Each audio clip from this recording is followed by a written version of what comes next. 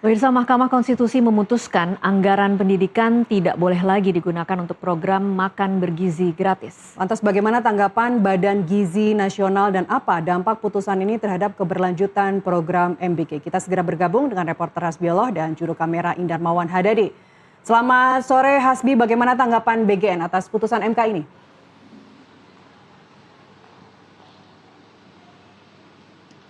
Ya baik Nastiti dan juga Tasya, tadi pada pukul 15 waktu Indonesia bagian Barat sudah dirilis secara langsung mengenai statement resmi dari Kepala Badan Gizi Nasional. Ada dua hal memang yang disampaikan.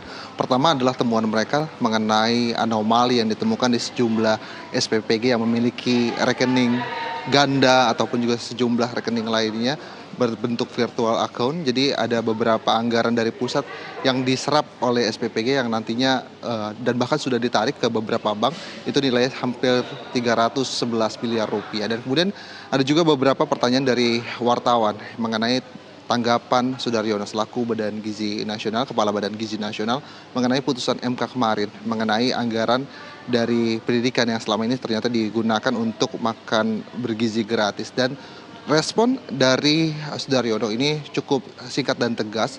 Bagaimana tadi beliau menyerahkan seluruhnya kepada yang melakukan penganggaran, baik itu dari DPR ya selaku Banggar maupun juga dari Kemenkyu. Dan Purbaya Yudisadewa selaku Menkyu juga tadi sudah menjawab ketika datang ke istana karena memang belum berdiskusi lebih lanjut baik itu dengan Presiden maupun juga dengan Sudaryono. Dan ketika ditanya kapan untuk bertemu dengan Kepala Badan Gizi Nasional, Purbaya menyebut kira-kira minggu depan. Dan kami juga tadi mengkonfirmasi kepada Sudaryono, nampaknya juga belum ada pertemuan dengan Kemenkyu terkait dengan hal ini. Namun terkait dengan operasional, hanya itu yang Sudaryono konsentrasikan untuk menjawab semuanya terkait dengan anggaran yang nantinya tentu di tahun 2028 ini akan dilangsungkan putusan MK dan akan dijalankan mengenai nanti mereka akan menyesuaikan begitu. Sudaryono menegaskan atau menggarisbawahi apabila memang keputusan dari pemerintah baik itu Kemenkyu maupun juga dari DPR menganggarkan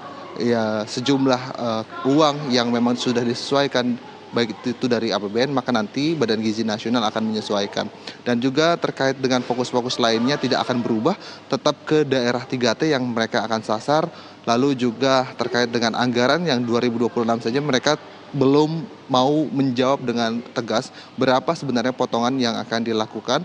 Dan beberapa efisiensi memang sudah dilakukan, termasuk salah satunya tadi beberapa kecurangan-kecurangan atau dugaan tindak pidana korupsi mereka coba telusuri. Dan memang sudah disampaikan tadi ada temuan dugaan tindak pidana korupsi di mana sejumlah akun-akun dari SPPG ini memiliki rekening ataupun SPPG ini memiliki rekening akun yang double, ataupun SPPG-nya tidak beroperasi akan tetapi memiliki rekening yang ditransfer dari pusat ke SPPG ini. Artinya efisiensi anggaran ini terus dimaksimalkan, baik itu pengembalian hal yang tidak maksimal maupun juga ketika nanti ada arahan dari pusat yaitu Kemenkyu maupun juga DPR.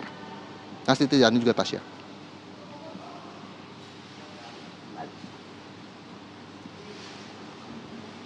Kita ke informasi berikutnya, pemirsa.